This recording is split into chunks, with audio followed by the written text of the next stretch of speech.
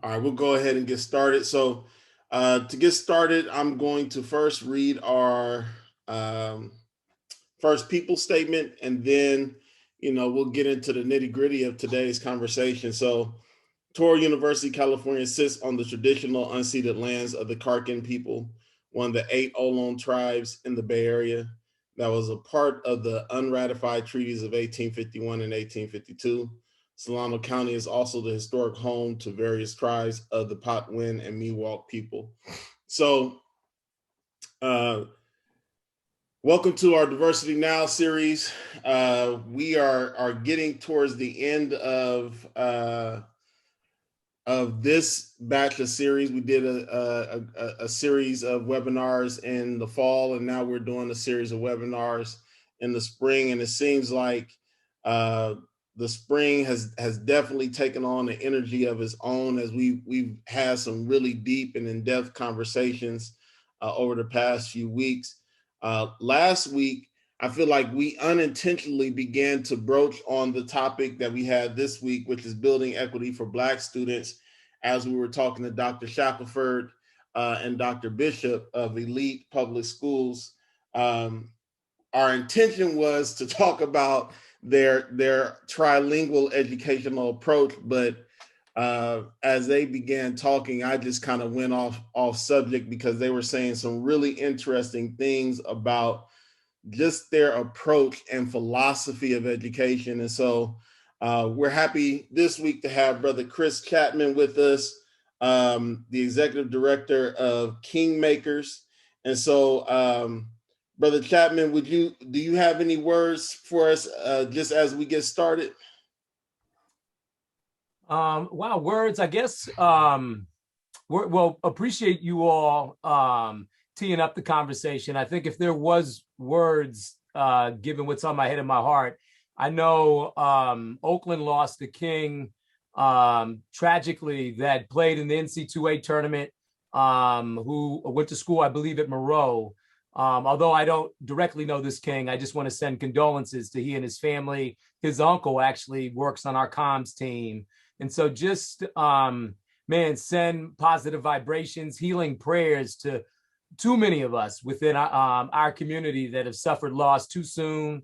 So just send love, light to those families who've suffered loss, most recently through these multiple pandemics, through tragedy. And also want to shine a light on our Asian Pacific Islander brothers and sisters who have seen accelerated just lack of respect for their light, their love, their culture. So want to also share and stand in unity, that we stand behind our API brothers and sisters as well. Knowing part of addressing white supremacy is this structure puts us together, or puts us against each other, versus understanding the humanity in each other and how we come together to form that equity Voltron, so to speak, to dismantle institutions of oppression and white supremacy. So that's what's on my head and my heart, and just patient and graceful for the opportunity to share with you all today. So thank you. I'm still in that equity Voltron. That's pretty brilliant right there. Like I can see it in my head what the equity Voltron look like. Come on. So for those of you that don't know Brother Chris Chatmon, is a former educator, former administrator, worked in an alternative school in San Francisco as a principal, was on the verge to starting his own charter school in the city of Oakland that was specifically aimed at young men of color, when he was tapped by the Oakland Unified School District's superintendent to come and start the African American Male Achievement Academy. And what I love about Brother Chris is that when he was hired on to start this entire initiative with Oakland Unified School Districts, given all of the schools, families, and communities that OUSD is serving, he was the only one. So if the ship was going to get built, he was going to be the one to have to build the ship. And if you know anything about the history of the African American Male Achievement Academy, not only was the ship built, but it has been extremely successful over the course of the years, the past 10, 11 years. But when we think about the African American Achievement Academy, it is really a system that was built to bring equity along with academic success for African American males. And so, Brother Chris, I have read through the Sunrise Report a number of times. One to just, there we go. One just because, I read it back in 2015, but also over the years have used it in some of my courses and used it, of course, to prepare for today. But one of the things that stood out to me, especially in light of our conversation last week with Dr. Bishop and Dr. Shack, is when it came to starting this program and building this system, you started with listening sessions. That's right. And I love the report says, I had it right here. It says, with conviction, he says, in light of how our sons were experiencing school, we came up with the 3 E's. Encourage Black boys to, as opposed to ignore them. Encourage Black boys as opposed to discourage them. Don't hate, appreciate. Empower Black boys as a way to equip them with the skills they need to master their content and community. Why does building equity start with listening? Well, if we're not listening, then our interpretation of equity is already skewed because it's coming from our own bias and ism and socialization. So what drives change is the ability to listen. What builds trust is the ability to listen. What helps us co-design what the promise and the possibility is our ability to listen. And systems of oppression, they give the optics of listening, but they check boxes when it comes to listening.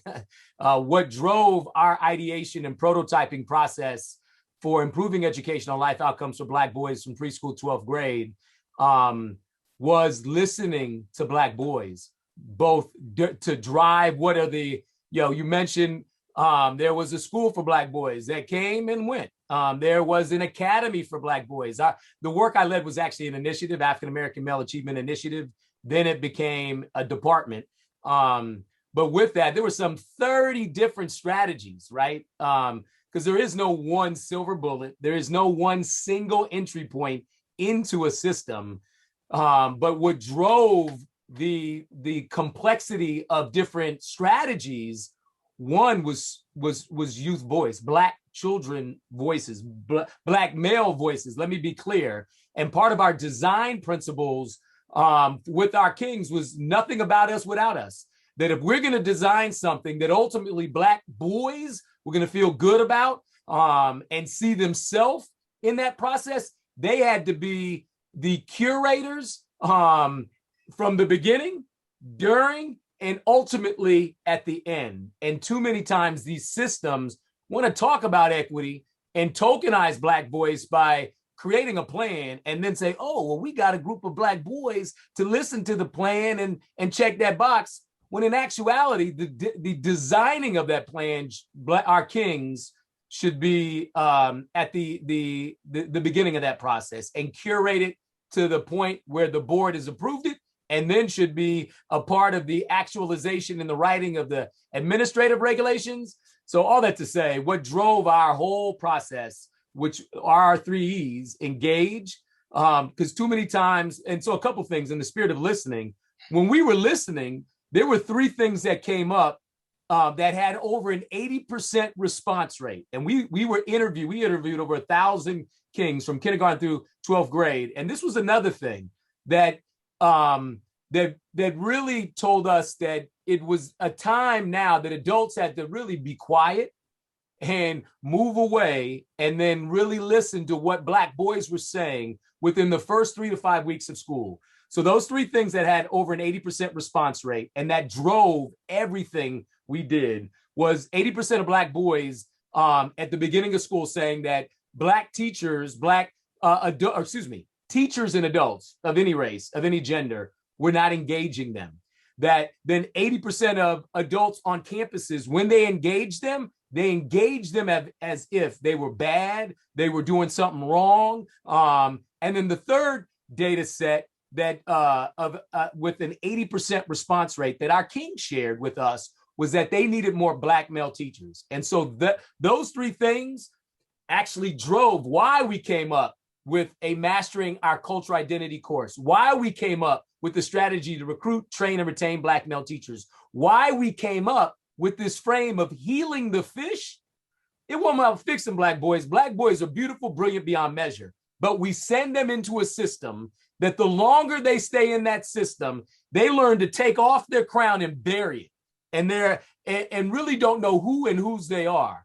And so it was very important that our kings knew that we were engaging them, we were encouraging them, and that we were empowering them. And that was the collective work of every adult in the school, but also in our city. And so that was a call to action that as a result of our work, how many more kings are you engaging? As a result of what I do when I get up in the morning, how many more kings are we encouraging? And as a result of our work, didn't matter if you were a superintendent or the janitor, how many more kings were you empowering? And that became our mantra: engage, encourage, empower. Everybody could engage, encourage, empower, because what our kings were saying, they were not engaging us. They were hating on us. They were throwing shade. And the data showed that.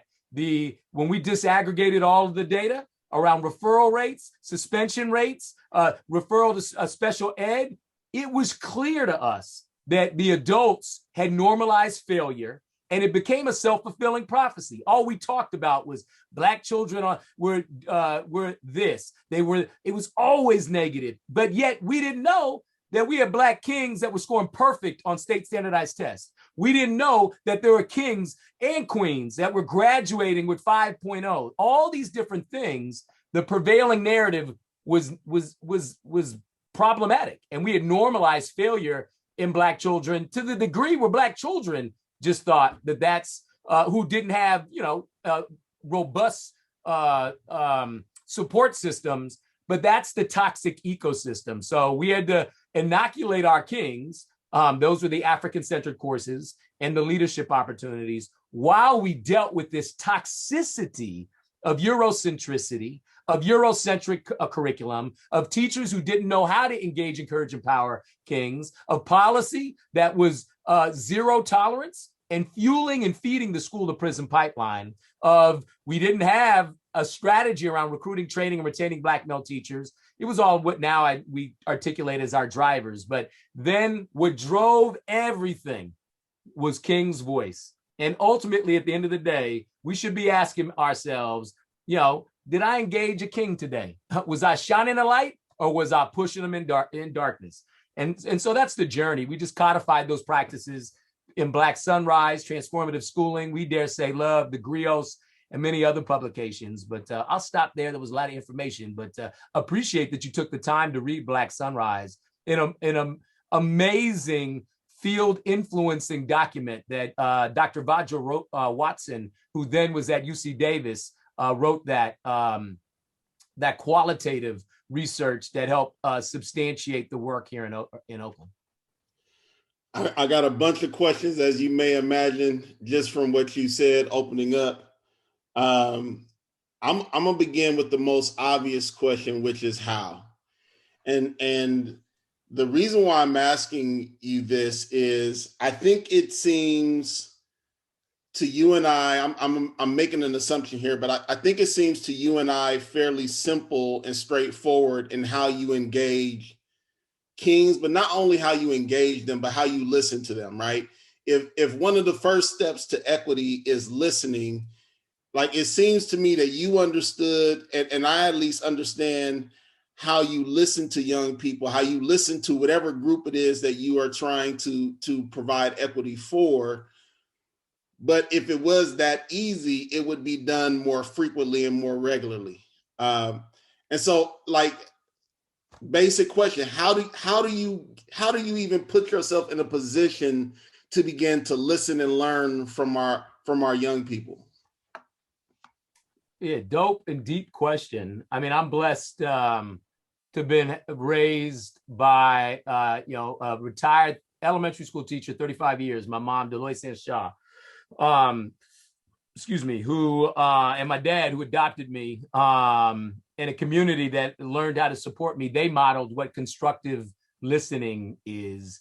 Came up as a kindergarten through 8th grade PE teacher, former high school teacher, was a coach all my life, and was in youth development. And I learned early, if I wanted our children to learn the learning objective for the day, that I needed to listen and understand who they are and whose they are, so I could then develop a lesson plan or a structure and activity that could engage them. And if it was just me and my way and only way, pontificating, sage on stage, just telling them, I might reach a few, but the vast majority I'm not gonna, I wouldn't engage with. So what drove equity is really looking at whose voices are absent, what people are absent, what are the narratives that haven't permeated the broader narrative, where are the resources going, what are the structures that are supporting, who are they supporting and who aren't they supporting. So listening, which I'm still a work in progress. I think that's something has been,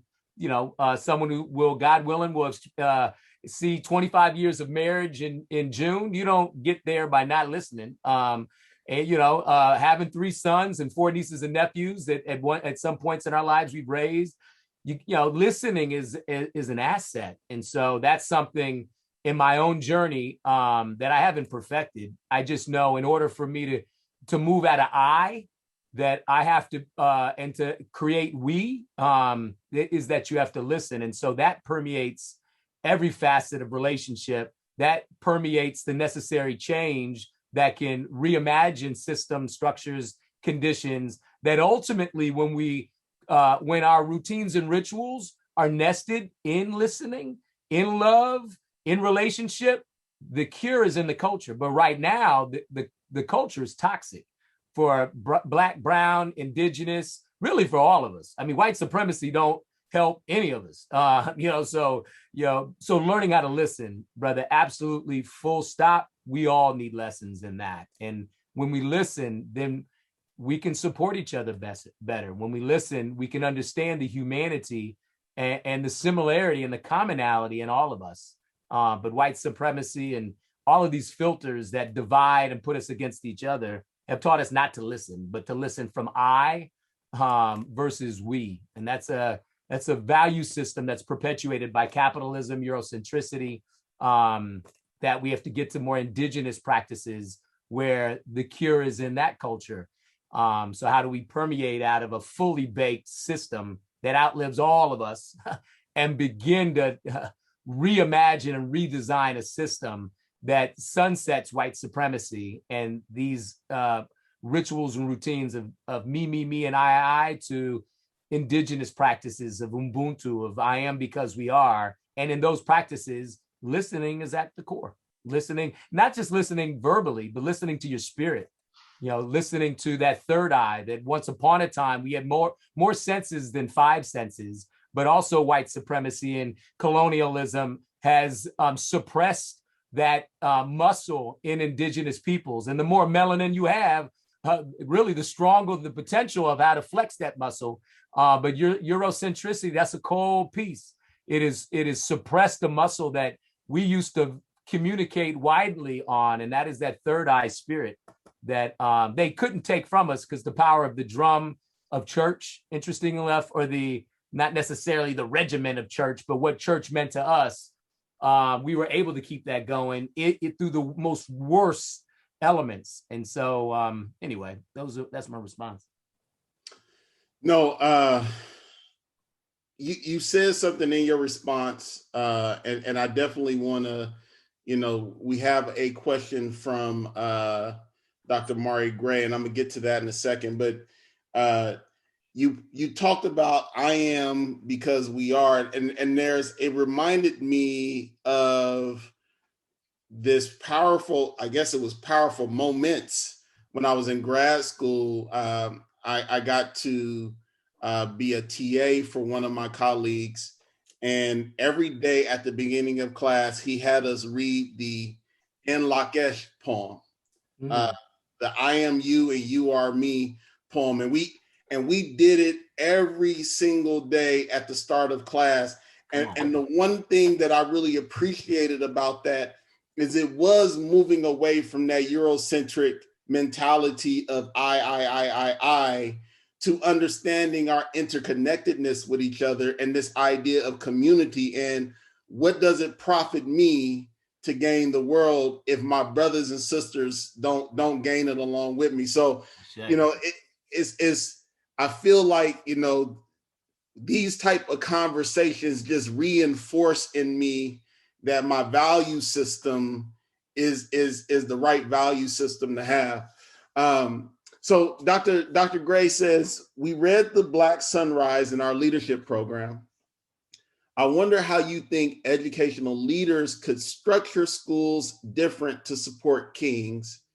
What are some first steps to changing the institution so that they love on and support our Black Kings?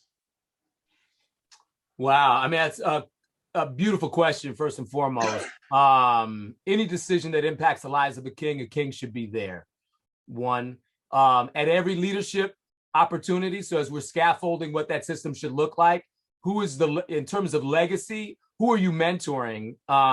Who's shadowing you? Who's shadowing you throughout your journey of matriculating into whatever that role is? It shouldn't be an isolation of a king that you're bringing up, you know, connecting with, asking questions. So the design process from beginning, during, and at the end, Kings should be co-designing, co-curating that space.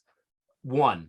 Two, the content, one of the other heaviest lifts in white supremacy and the system that we all learn in, we come to find out who we are and whose we are through English, which the only monolingual Black folk on the planet are African Americans. And we can't even understand who we are because there's no translation of within English in the tonal languages. It evokes the Iwa. There's just words that can't even be translated. And so I just share all this to say, Pan-Africanism, African-centered content through math, science, language arts, and all the elective courses.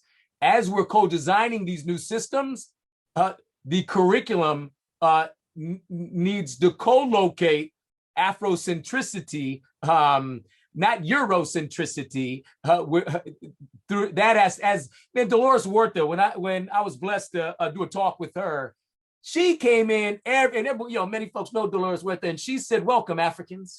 We're all Africans, so like let's just get over it, and understand the implication, right, that has on the spirit, on education. But if we're not starting from that, and then we're starting from something that even the structure of public school, which was created in a very different time period than it is now, if we're talking about curating and creating new systems of education, then the language has to change, the content has to change, the processes of engagement have to change, and Black children have to be embedded in that. Black people have to be embedded in that, really from the grassroots to the treetops. But we've created a meritocracy, hierarchical system and structure where really the more power you have, the more disconnected you are, and the fully research-baked mindset in the university system that is now really full. And it don't matter what color you are, what gender you are, but it is now you've got that master's and PhD in white supremacy on how to then support and perpetuate white supremacy in school. We got to unlearn all this stuff. And so all that to say, it just shows how difficult it is to do this in America, actually anywhere, because colonialism, excuse my language, they permeated most regions. But all that to say, hopefully you got some of the design principles. I can share more. I mean, our values, first, all of our work is based off 5 values. Then we have design principles. Then it's nested in a theory of action. So that I could talk more about, but just to answer your question, those are the few things I would share. That I have more young people on my board who are alumni of the work I started in Oakland than I have of folks over 25. So even now in my startup, the folk that are managing me are young people. And as we hire folk over 25, we also hire folk under 25. Because ultimately it ain't going to be us who are going to be leading this work. It's when stuff went down back in March, April and May, it wasn't cats in their 50s marching the streets. It was my sons, Khalil and Jordan, who were asking me, Dad, we got to do something. And me and Mama LaShawn had a conversation because we were there back when we were a little bit earlier, and we coached them. All right, but it's the young people. So we got to coach them, share, but ultimately they got to be positioned at every level, have access to social capital, the network, the system, the language. So they're ready to, really take their crown out their pocket and rock it with audacity to reimagine a system in service of Black, Brown, Indigenous, and API. I promise, because I got a question I want to ask you. So I promise I'm not going to allow myself to get sidetracked after I ask you this question before the question I want to ask you.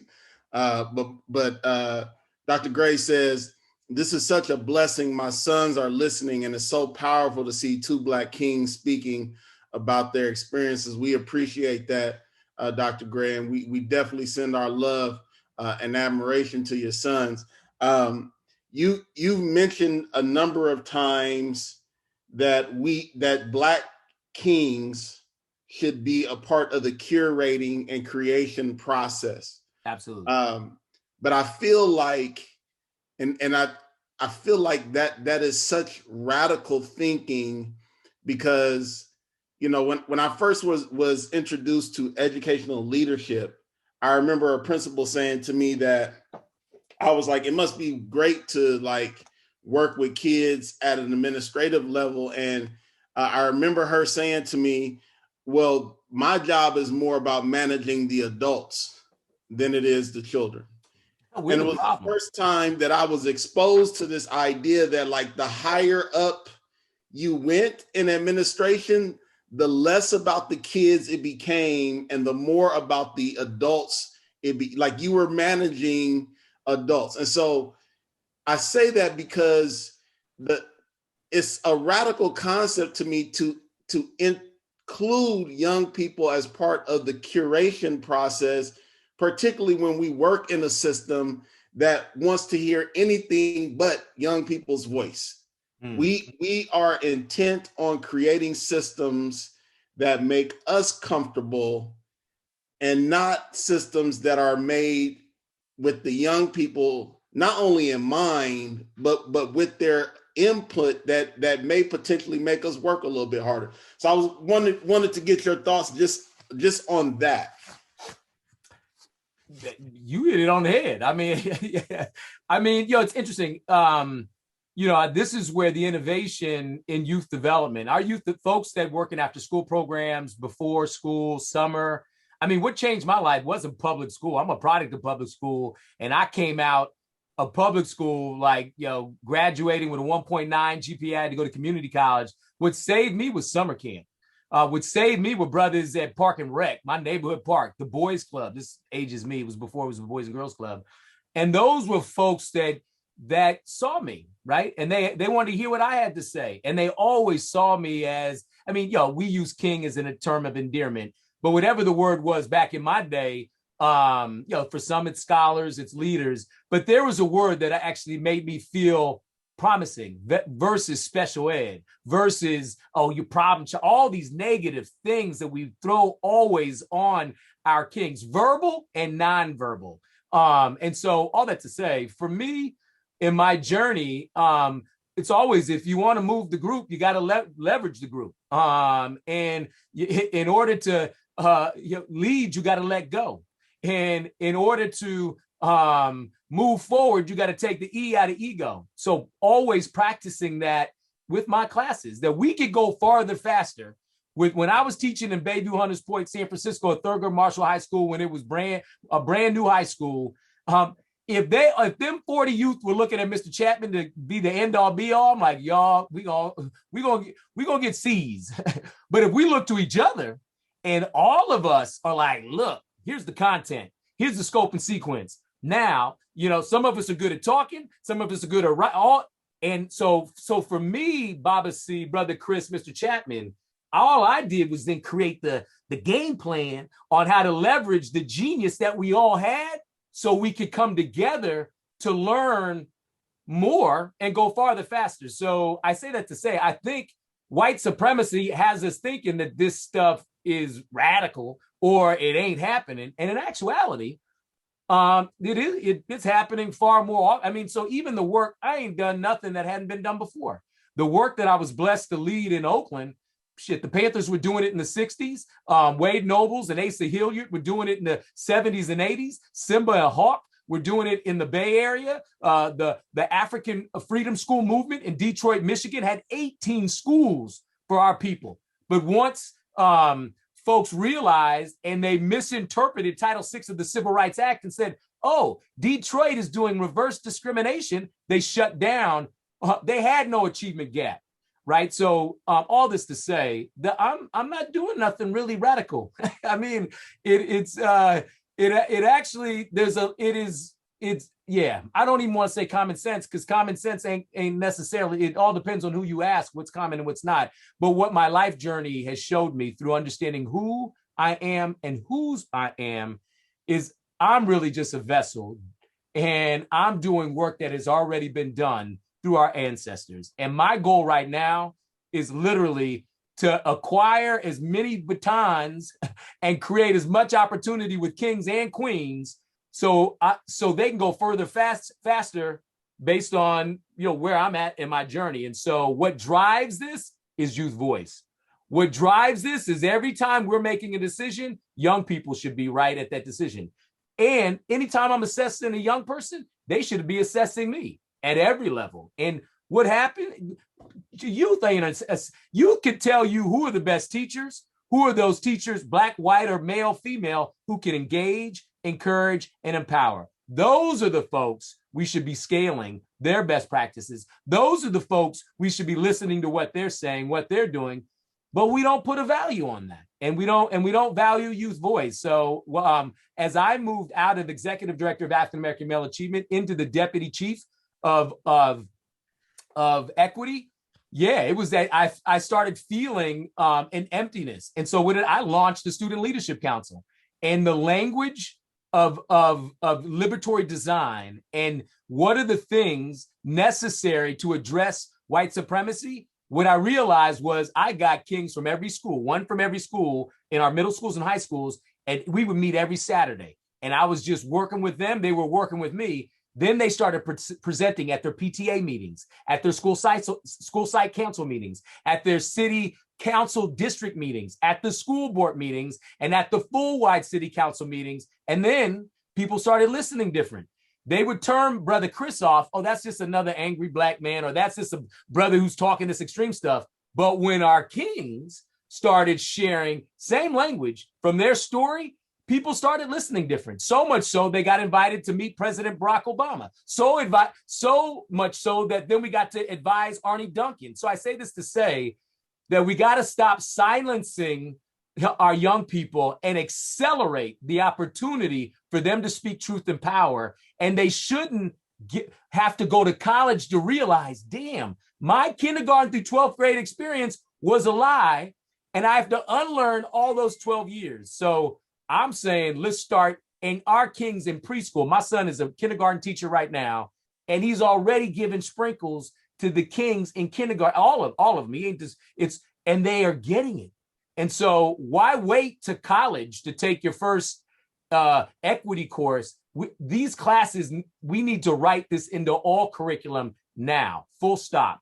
And ECE, pre-K, TK, K3, 5, middle school and high school, and then completely renovate our admin, credentialing, superintendent, all that has to be exploded and reimagined on then how do we lead in And this, we like, what is a school where there is no inequity? What are the metrics that we use to track the promise? And we don't know how to articulate that. So with me, while we're figuring all that stuff out, youth voice will always drive our innovation and our relevance. I want to get into King Makers and the work you are doing there, but I first.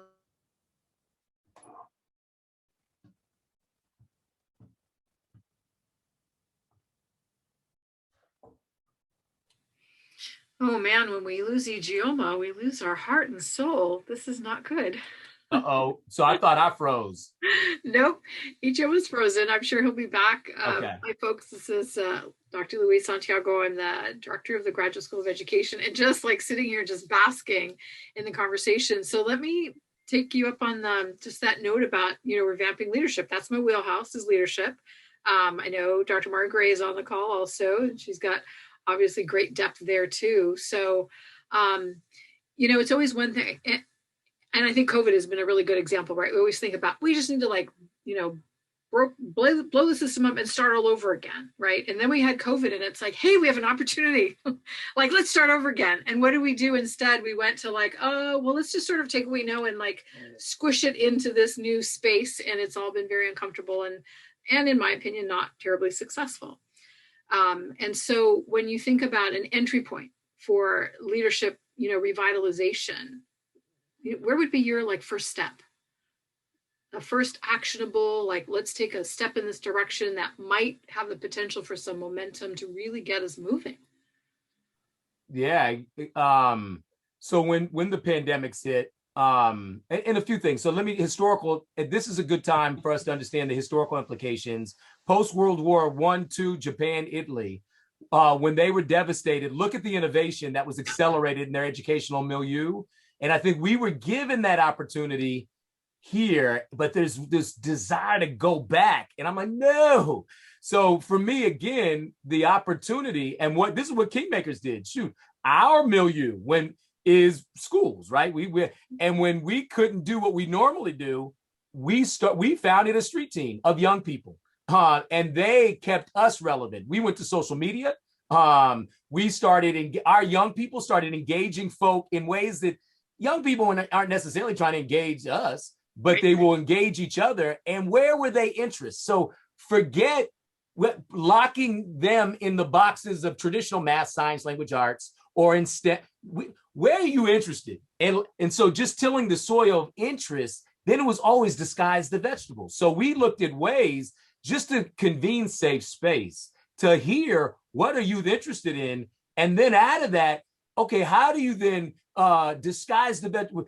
Be it math concepts or historical concepts, or let's write this down. Oh, well, how do you rewrite that in a way that not only proves your point, but then gets people to understand the complex? So all this to say, it's a liberatory design process that all of this is what this is exposed is America's values.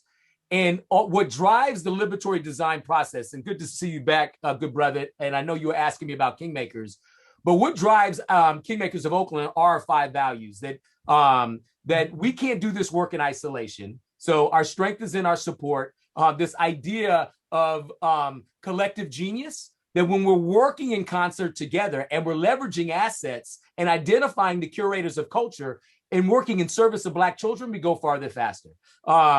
That this idea of listening is paramount.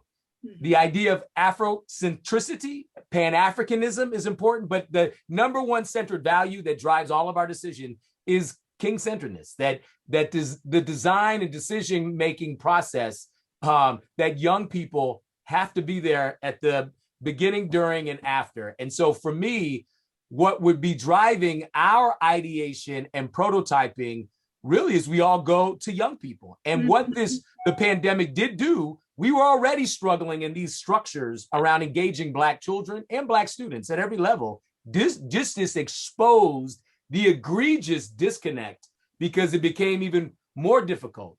So the need then to kind of figure out, well, who is in right relationship? Who are those folks that are engaging young people, and how those strategies drive what our do different is? And so they drove. We ended up doing we did 2 summits where BIPOC youth leverage technology around how do you leverage technology to address racial inequity, right? And so the folks who designed all that were folks of color. We had 2 convenings called Upset the Setup, because the other piece that adults in school milieus kept talking about COVID, but in our listening, Black children weren't talking about COVID. They were talking about the police. They were talking about, I'm gonna get killed by a cop quicker than I'm gonna get killed by COVID. No one was really talking about the and we in our generation, we look at television, right? But the way our young people really, and I just didn't grow up in it, where, people know each other through their stories and may not have met each other, but so there was untapped potential for us to learn, wow, the number of how young people, the saturation of the assault on the Black bodies, mind, and spirit, also at around the same time as we were going through COVID. Now that young people are at home, young kings and queens, this wasn't just in the Bay Area. Our first Upset the Setup, we had young people from 18 different states, and all of them were saying the trauma from what they're seeing in social media, what they're seeing on television, what they're just all of it. And the adults had no schema on how to deal with it. So we started with our young, we were like, all right, start training. Like, what are some healing practices? Bringing in some other folks.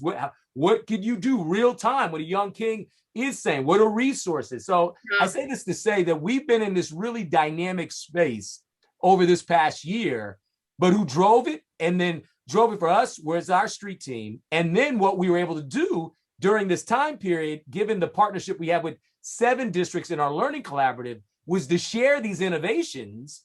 So that, look, you want the answer? These are things that we're doing here. Hey, try it, And so all that, I can get more complex, but it really was at that moment going to young people and literally they drove what we did pretty much for the whole year. And what we found was, wow, it gave permission for other folks in other districts to give themselves permission to not go to the research, but go to your youth and just engage and let them empower them and not be so focused on the reading, writing, and arithmetic, because in getting to know them, oh man, read this, and you can get all that. Yeah, I love everything you said, because what it makes me think of, first of all, is it's so important for us to listen to each other to bring us back to who we are. When I was a school principal, we had some new regulation or something. We had to change the bell schedule. And I'm sitting there going, well, I'm not going to do this. I went out to the students. I'm like, okay, like this is what I'm faced with. Can y'all start designing? And they got into groups and they came up with all these great proposals. And we ended up with a schedule that everybody loved. Now I do that because it's my natural inclination, because that's who I am, right? In the Latino community, we don't do anything by ourselves. Come on. We got to have 30 plus to like make it even be viable, right? Because you just need more people around. And that's just how I grew up, and that's how I am. And so as a leader, that's who I was. And now I realize, just in listening to you, it's like, oh yeah, that's right. I have to remember, I have to teach people how to do those things, because it's not their natural inclination to just go to students and crowdsource. I mean, I've always felt that like kids know everything. We just have to ask them. And that's just been my natural, sensitivity. But until and unless we like put that out there, and then, kind of what I always feel is, it just feels reductive in some ways, but it's the reality. It's like, then I have to create an assignment to be able to say, okay, I want you to go out and talk to 5 youth, and I want you to come back with 3 ideas. And because people simply don't know how to engage young people in really powerful conversations. That's right. And so anyway, so thank you for all of that, because it just, like, as I said, brings me back like to who I am and how, where our first step can be is go out and listen to kids, because they got it all going on. So I'm going to hand it back over to Ijoma. Thank you for coming back. Thank you for stepping in too. Man, I apologize. I don't know what my internet, I done done this webinar so many times. This is the first time my internet said goodbye. I figured the conversation was getting too deep for us. Wow. so my computer melted down. Before I got cut off though, I wanted to ask you why the name King, and what value does the naming of our kings as kings play in the work that you do? Yeah. So I would say, so one of my brothers, who really, in our first couple of years, we didn't refer to our kings as kings. We refer to Black boys as kings. Scholars. I think every schools had different, words that they may have referred to them as. There were a few things, but definitely we were influenced by brother. There were folks who were doing this before us in LA. Fluker. I forget the name of that brother, the organization, not the name of the brother, Extraordinary Brother, that I had first heard of from a system standpoint of folks referring to Black boys as kings through his influence. But it was my brother here in Oakland, Brother Jerome Gordine, who's also one of our co-founders, but he was a principal. And in his school, of a middle school, all the students were kings and queens. Mm-hmm. And so when he came into my department of African-American male achievement, he kind of brought that spirit, and it immediately took. And so it wasn't king from a patriarchal or queen from it was more of just what our kings and queens, what we heard more often than not, that they were sharing with each other was the N-word. And so we wanted to, you can't replace something, you can't remove something without replacing it. So part of it was, just trying to replace a negative word with a positive word. And so the king really, the king kind of moniker kind of took, I should say. And we've been referring to now, but Oakland, a lot of folk, not just AAMA, but a lot of principals, folks refer to Black boys and our queens, Black girls as queens. So, but it was an endearing term and a positive term, I should say. So that's kind of how it kind of came out of. And now, King Makers, that's what we do. We help our kings take their crowns out of their pocket by teaching them who they are and whose they are. While we do that, then we address this toxic system and work with cross-functional intergenerational district teams that address this toxic environment that teaches our kings and queens to bury their crown versus to take their crown and rock it with pride, be it if it's straight, be it if it's crooked, all this aesthetic that white supremacy wants us to put us in one box, that a Black man that makes it is suited and booted. Nah, that may be one domain, but brothers could be sagging and still be dope, beautiful, values-oriented brothers. Brothers in some jeans and a ball cap. I don't want to fit brothers in boxes, but judge us on our values and our, and how we get down, but not on our aesthetic. And so all of that to say, King Makers is committed to the self-work around our kings and adults. And so hopefully that just gives you a little background. Maybe it wasn't as eloquent as I like. Well, no, that was perfect. I want to ask you a little bit about King Makers, but not directly. Last week we had, Dr. Bishop, Dr. Shack, who are now running elite public schools. I think of the work that Margaret Fortune is doing in the Sacramento area in the Fortune charter schools. And now I look at you and I see that you're creating King Makers of Oakland. And I'm wondering if this work, can it be done within the system, or do we have to come out of the system into the space that you're in now in order to be able to do this work unrestrained?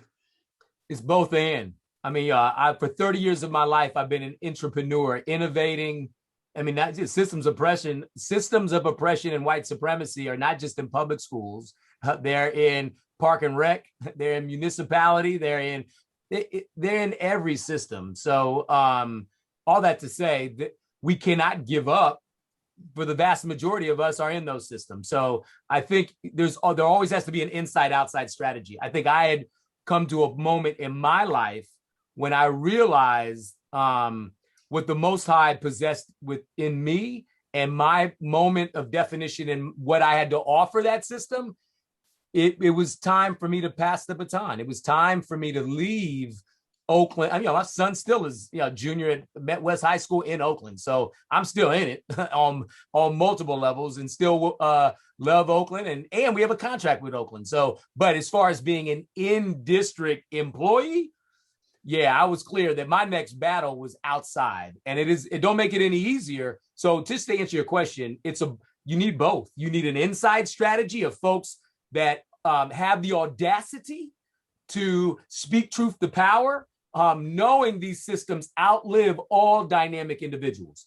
But we still need dynamic individuals from the classroom to the boardroom that keep leaning, keep fighting that good fight. So, and there's a set of strategies of which we provide. And there's multiple folk, not like we're the only one. That is necessary, yet insufficient. A district is now located in an ecosystem that schools can't move in isolation of the city, of all these other pieces. And so the outside aspect is equally important for employment, for outside of the hours of 8 and 3, for life. That I feel now building something that now is not the institution, but as I transition out, there will be a legacy of Black men and women that will have an 8,000 square foot design center in Oakland that will be our national headquarters, that will have a 300-acre training, mindfulness, and retreat center that will be at the core of our rites of passage. And it won't be in the middle of nowhere. It'll be in Sonoma, the prime real estate. I want exactly the people that made their richness off us now need to help fund us to have not just a pie, but the bakery and in the distribution center. So I couldn't do that in the district, right? Everything I own, everything I curated was the IP of that district. And I learned this. Every superintendent or a board within one false swoop of a pen literally could undo all my stuff. So my legacy was leaving multiple departments, a funding infrastructure where staff were in place long enough so I could step outside and do what I just described. And so to answer your question, it is inside, outside, and folks got to pick and choose, but no, you cannot move in isolation. So we can't get too ahead of ourselves outside and just let go, because too many of our babies are in public schools throughout this nation, public, private, and charter. And as quiet as it kept, few from a system level are for the liberation of our people. And I'm not about compliance. That's public school in this system. I'm about liberation. And liberation means we own our land. We own the information. Like it's legacy. And these systems, the legacy is still white supremacy. Charter schools are no different because they're under the same charter law. And I welcome the folks I've looked to with Tim King and Urban Prep, doing amazing work. David Banks and Eagle Academy, and yet are those still containers? Even though they're us, are they learning? Are we still perpetuating the same curriculum under ESSA? Are we still perpetuating the same scope and sequence that we use in these same? And so I'm on something a little bit different, and I'm not throwing shade, but I can't do that in my way now in the system. I got to be free and help other people do it and think about it. But my journey is a little bit different, but it's both. And to answer your question. Look, I don't know about those that are listening, but I can't wait till this 300-acre facility in Sonoma gets ready, because I'm trying to go out there and get some good learning and community and bonding and all that stuff. And like you said, like if we're gonna do it, let's do it right. Let's not have to go, in the middle of nowhere where nobody want to go. Let's be accessible. So we are a school of education. Yep. There have been some other folks that are online or that will see this talk that are working in their respective, schools or colleges of education. And we are preparing tomorrow next leaders. We are preparing teachers for tomorrow's classrooms and administrators for tomorrow's schools. In these final minutes that I have you, what advice do you have for us as we continue in the business of preparing educators for our babies? I mean, letting them know that educators in now cannot be educators of compliance. They have to be educators of liberation. That they can't be perpetuators of white supremacy, Eurocentricity, and English, but really have to be audacious in lifting up the cultural prosperity and legacy of Black, Brown, Indigenous, and API youth. And that's why I so appreciated even your opening of knowing the sacred land of the Ohlone people that we all sit on, acknowledging the Miwok, Indigenous. We always have to acknowledge the sacred land because, again, white supremacy has deadened our sixth sense, when in actuality, if we can get back to our indigenous ways, the land speaks to us and gives us insight. All that to say, yeah, no, man, I think I think if they know that any decision that impacts the lives of children and kings and queens and children of color, they should be co-designing, co-creating, co-conspiring. That this idea of these traditional ACT, SAT, these metrics, these antiquated metrics of knowledge need to stop. And what are new ways that our kings and queens can show how they master the knowledge? And that could be song through dance. That could be a multifaceted ways that we shouldn't diminish or say, oh, one is better than the other, because together they actually curate and cultivate the promise of which that we need, that we see our collective well-being in all of it. But if we try to fit everybody into this one metric, we're going to continue to perpetuate. So, I mean, evoke the heart. If the teachers coming out of your cohort don't know that love is the driver for personal transformation, structural transformation, the transformation of the conditions, the systems, we ain't working hard enough. But love, right? We got too many folk that don't love our children. That was revealed during the multiple pandemics. There was principals that we re-engaged in August, MPD, who hadn't talked to their students since March. That ain't love. You go to the house. You find out you love means I'm going to find out all my children. If I'm the teacher, if I'm the prince, like if I'm the suit, you going to look outside of them other ways, because not engaging your children in 8 months, in 1 month, in 1 week, that ain't love. That's compliance. That's checking the box. Oh, chronic absence. That's deferring to student support. No.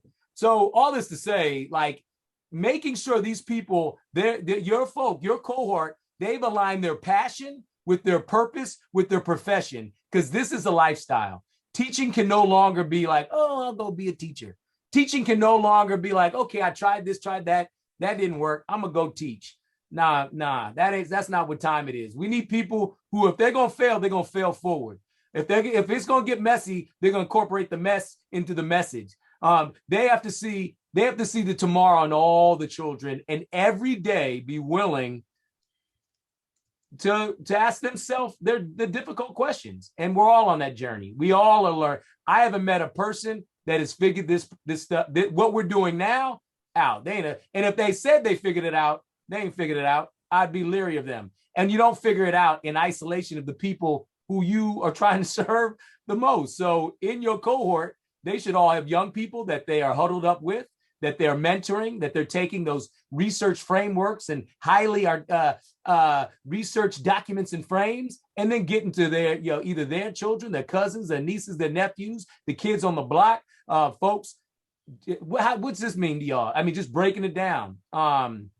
Anyway, those are the things I would share, but I appreciate that you all are teaching the next generation in any way I can be of support, but salute you all. And again, although I'm strong in my language, it ain't my intent to call folk out. We call you in, and we all have work to do, because ultimately I'm down for the human race. Ultimately, it's about our species. And if we ain't figuring out how we can be the best, and am I my brother's keeper, then we always going to be fighting each other. But we first need to know who we are and whose we are, and then continue to come together and listen, lead with story, but always, always err on the side of listening to our children.